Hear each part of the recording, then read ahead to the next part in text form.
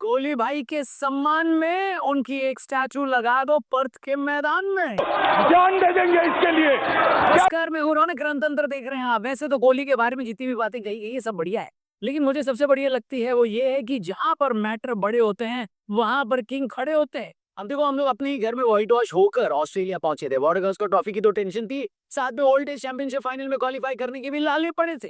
ऊपर से ये बातें हो रही थी अगर यहाँ पर कोहली नहीं चले तो उनको टीम से चलता कर देते। कई लोग कहेंगे कि कोहली जब बल्लेबाजी करने आए तो चीजें काफी आसान हो गई थी। अबे भाई थोड़ी शर्म कर लो। कबीर भाई के चेहरे पर हंसी आ गई, लेकिन तुम लोग अभी भी मुंह भुलाए बैठे हो। अरे बाजी कभी हंस भी लिया करो। चलो विराट कोहली की वजह से खुश नहीं हो तो कम से कम यशस्वी की वजह से तो हो जाओ खुश, बुमराह की वजह से तो खुश हो जाओ, टीएसपी सिराज की वजह से हो जाओ। क्योंकि पिछले 2 बार में हमने ऑस्ट्रेलिया में जाकर इंडिया को मैच जीतते देखा है, लेकिन इस तरह से ऑस्ट्रेलिया को डोमिनेट उनके घर पर कभी हमने नहीं किया। मैं तो कहता हूँ भारतीय टेस्ट इतिहास के सबसे बढ़िया दिनों में से एक दिन ये होगा जहां पर हमने ऑस्ट्रेलिया को पूरी तरह से रौंद ही डाला। बॉस एक काम करते, शुरू से शुरू करते। ऑस्ट्रेलिया वाले सुबह सोकर उठे होंगे तो उन्होंने अपने कप्तान पैट कमिंस को बताया होगा कि कप्तान साहब हमारे सपने में कल रात 2 भूत आए थे। कमिंस ने समझाया होगा बेटा वो सपना नहीं हकीकत है, होटल से ग्राउंड चलो 2 भूत हमारा वहीं वेट कर रहे हैं, उनका नाम है यशस्वी और राहुल। क्योंकि वाकई ऑस्ट्रेलिया के गेंदबाजों को किसी हॉरर पिक्चर से कम नहीं डरा रहे थे ये दोनों। सबसे पहले तो इन दोनों ने ये किया कि ऑस्ट्रेलिया की जमीन पर अब तक की हाईएस्ट ओपनिंग पार्टनरशिप लगाई। फिर जायसवाल जी के लड़के ने दिखाया कि स्कूल की किताबों में जो चैप्टर मेहनत और लगन के बारे में पढ़ाए जाते हैं वो अपने अंदर उतारने के लिए ही होते हैं। उन किताबों के पेज फाड़कर उस पर भेलपुरी नहीं खाई जाती। ये सबक यशस्वी जायसवाल ने पूरे देश को सिखाया जब ऑस्ट्रेलिया में अपने पहले ही टेस्ट मैच में उन्होंने सेंचुरी लगा दी। पिछली इनिंग में बत्तख थी, इस इनिंग में शतक है। क्या बात, ये बड़ी अच्छी बात कही आप। यशस्वी भाई अपने आईपीएल टीम के कप्तान संजू सैमसन से प्रभावित है। पहला सेशन भी पूरी तरह से इंडिया के नाम रहा। दुख बस इस बात का था कि इतना बेहतरीन खेलने के बावजूद केएल राहुल अपना शतक नहीं पूरा कर पाए, 77 पर आउट हो गए। शतक नहीं बना पाए, लेकिन ये तो शतक से कम भी नहीं था। लंच तक टीम इंडिया ने 275 बना लिए थे, सिर्फ 1 विकेट के नुकसान पर। कुल मिलाकर लीड 321 की। लंच से ठीक पहले ऑस्ट्रेलिया को नई गेंद मिल गई थी और अगर ऑस्ट्रेलिया को इस टेस्ट मैच में वापसी करनी थी तो ये उनका आखिरी मौका था। ऑस्ट्रेलिया ने थोड़ा मौका भुनाया भी। लंच के फौरन बाद पडिक्कल आउट हो गए। हमें लगा था न्यूजीलैंड सीरीज और इस टेस्ट मैच की पहली इनिंग की तरह टीम इंडिया यहाँ अभी कोलैप्स हो जाएगी, लेकिन एक तो कोहली भाई ने अपना छोर संभाले रखा, जिसके लिए फाइनली हमें उनका शुक्रगुजार होना चाहिए।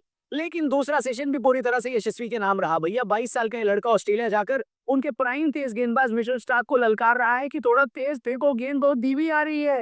यहीं से आप अंदाजा लगा सकते हो कि यशस्वी की क्या लेगेसी रहने वाली है। जायसवाल जी के लड़के ने अभी तक टेस्ट क्रिकेट में 4 शतक लगाए हैं और चारों में 150 से ऊपर बनाए।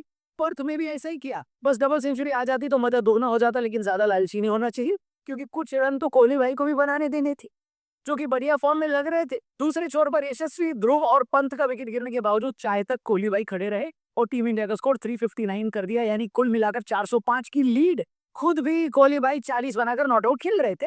चाय तक, चाय के बाद हर भारतीय टीवी के सामने अगरबत्ती जलाकर बैठा था और प्रार्थना कर रहा था कि किसी तरह विराट कोहली सेंचुरी मार दे, क्योंकि मैच में तो टीम इंडिया आगे ही थी। इसलिए कई लोगों को लग रहा था कि भले ही कल सुबह खेलना पड़े लेकिन कोहली की सेंचुरी हो जाने दो। लेकिन कोहली जो है उनको कल सुबह तक का इंतजार नहीं करना था, उनको आज ही दिखा देना था कि इलाका भले ही ऑस्ट्रेलिया वालों का हो लेकिन धमाका इंडिया वालों का ही होगा।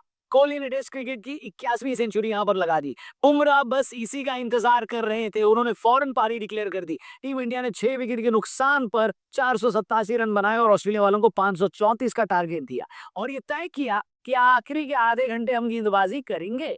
हो सकता है 1-2 विकेट निकल आए, ये सोचा था हमारे गेंदबाजों ने और खिलाड़ियों ने, लेकिन 1-2 नहीं, पूरे 3 विकेट निकाल लिया हमारे गेंदबाजों ने। ऑस्ट्रेलिया का पहला विकेट एक बार फिर बुमराह भाई की भेंट चढ़ा। नाइट वॉचमैन बनकर आए कमिंस टीएसपी मोहम्मद सिराज के कानूनी हाथों से बच नहीं पाए और ऑस्ट्रेलिया को छक मारकर लबुशेन को बल्लेबाजी करने भेजना पड़ा। लेकिन बुमराह भाई ने उनका भी टेस्ट मैच खत्म कर दिया और ऑस्ट्रेलिया दिन खत्म होने तक 3 विकेट के नुकसान पर 12 रन ही बना पाई। अब ये बात तो तय है कि ये मैच हम जीत रहे, क्योंकि कोई चमत्कार ही ऑस्ट्रेलिया को जिता सकता है और चमत्कार करना ऑस्ट्रेलिया का नहीं भारत का काम है। आपके हिसाब से कल सुबह कितनी देर में हम ऑस्ट्रेलिया वालों को समेट देंगे और कितने रन से हम लोग मैच जीतेंगे? क्या लगता है आपको? कमेंट करके बताना। मुझे लगता है कि करीब 400 रनों से हम ये मैच जीत सकते हैं। मैं बता, अगर आज दानिश भाई जिंदा रहते थे ना, किसी का नाम ही नहीं रहता था भाई। मतलब वो अलग ही लेवल का बंदा था। सोशल मीडिया इन्फ्लुएंसरिंग उसने सिखाया है बंदों को। आज जो भी बन के बैठे हैं ना, जो भी जितने बड़े बड़े सेठ बन के बैठे सोशल मीडिया के जरिए, ये सबको दानिश जैन ने सिखाया है।